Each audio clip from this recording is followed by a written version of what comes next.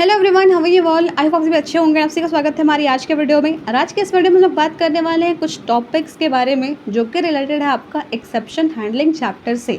सबसे पहले हम लोग इस वर्ड का मतलब ही समझते हैं जिसे हम लोग एक्सेप्शन कहते हैं। तो एक्सेप्शन का मतलब सिंपल भाषा में हो तो वो है एरर, यानी कि एक्सेप्शन एक तरीके का एरर है या फिर एक अनएक्सपेक्टेड इवेंट है जो कि रन टाइम में आपको शो होता है आपके सिस्टम के द्वारा। अब यहाँ पर हमने एक और नया वर्ड सीखा, दैट इज़ रन टाइम।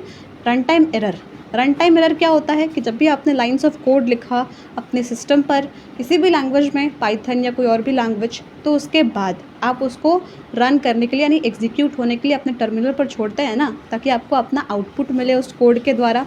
लेकिन उस कोड में कुछ ना कुछ ऐसे एरर्स होते हैं जिसके वजह से आपको आउटपुट ना मिलकर उस रन टाइम में रन टाइम एरर मिल जाता है और आपका प्रोग्राम अब्रप्टली टर्मिनेट्स हो जाता है। आपको ये वर्ड लिखना बहुत ज़रूरी है जब भी रन टाइम एरर का डेफिनेशन आए। टर्मिनेट्स मतलब एंड, तो वो आपका अचानक से रुक जाता है, तो फिर आपको चेक करना होता है कि आपके क्या एरर हैं। ठीक है, ये हो गया। अब उसके बाद कुछ टॉपिक्स हैं इससे रिलेटेड, जैसे कि सिंटेक्स एरर, यानी कि आपने कोड लिखा उसमें कोई सिंटेक्स में गलती कर दी तो उसको हम लोग बोलेंगे सिंटेक्स एरर। उसके बाद होता है वैल्यू एरर। आपने कोई एक वेरिएबल लिया ए, या कुछ भी नाम हो सकता है उसका, ऐसा स्पेसिफिक नहीं है कि ए ही होगा, उसमें आपने गलत वैल्यू डाल दी या इनअप्रोप्रिएट या मिसमैच्ड, आप इससे वर्ड्स यूज़ कर सकते हो अपने डेफिनेशंस में इन एरर्स के डिटेल्स लिखने के समय। तो यहाँ पर इनअप्रोप्रिएट या मिसमैच्ड वैल्यूज़ के लिए हम लोग लिखते हैं value error. Type error, again आपने कुछ डिफरेंट टाइप में, मान लीजिए कोई इंटीजर वैल्यू थी तो वहाँ पर आपने स्ट्रिंग यानी इंग्लिश में कोई एक सेंटेंस लिख दिया, तो ये आपका हो जाता है एक तरीके का टाइप एरर, क्योंकि आपने उस डेटा के सर्टिफाइड टाइप के अकॉर्डिंग वैल्यूज़ उसको नहीं दी। या आप क्वेश्चन को ध्यान से पढ़िएगा, आपको खुद वहाँ पर दिखेगा जहाँ पर वैल्यूज़ दिख रहे हैं वो वैल्यू एरर, जहाँ पर आपको टाइप वर्ड दिख रहा है वहाँ पर टाइप एरर। नेक्स्ट आता है आपका कीबोर्ड इंटरप्ट, दैट इज़ कि आपने गलती से टाइप करते समय कुछ एक वर्ड गलती से वहाँ पर अननोइंगली टाइप हो चुका है जिसके वजह से एरर आ रहा है, तो उस एरर को बोलते हैं हम लोग keyboard interrupt, not keyboard error. आपको ये वर्ड भी ध्यान रखना होगा, keyboard interrupt. Okay, next thing is IOE। IOE error क्या होता है?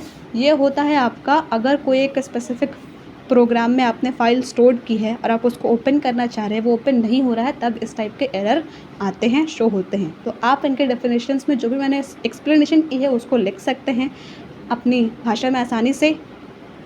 और उसके अलावा कुछ चीज़ें आपको MCQs में आती हैं, जैसे कि जब आप इस चैप्टर को पढ़ते हैं तो यहाँ पर एक फ्लो ऑफ एग्जीक्यूशन होता है, that is try, except, else and finally. तो यहाँ पर जो ट्राई और एक्सेप्ट होते हैं वो आपको एरर हैंडल करने के लिए आपके कोड में लिखे जाते हैं, और एल्स तब एग्जीक्यूट होता है जब आपके कोड में कोई भी एरर ना हो, तब आपका एल्स और फाइनली एग्जीक्यूट होगा।